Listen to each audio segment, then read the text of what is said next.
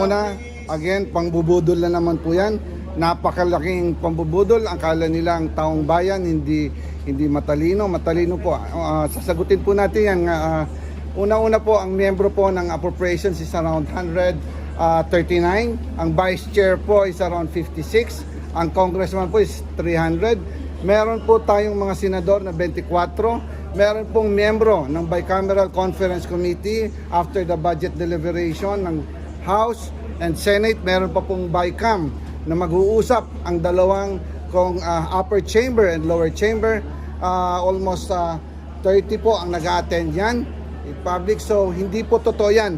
Kung nagagawa niya po yan sa Davao, sa confidential fund na lustayin in 11 days ng 2.6 or 2.9 billion, kayang-kaya niya rin yung gawin pag siya po ang nakaupo at ang kanyang mga pananakot sa aming mga kongresista, hindi na po ito dapat palagpasin. Yun lang po, mamaya prepare kami mag-meeting ho kami ng APRO, we will have a more detail for this answer.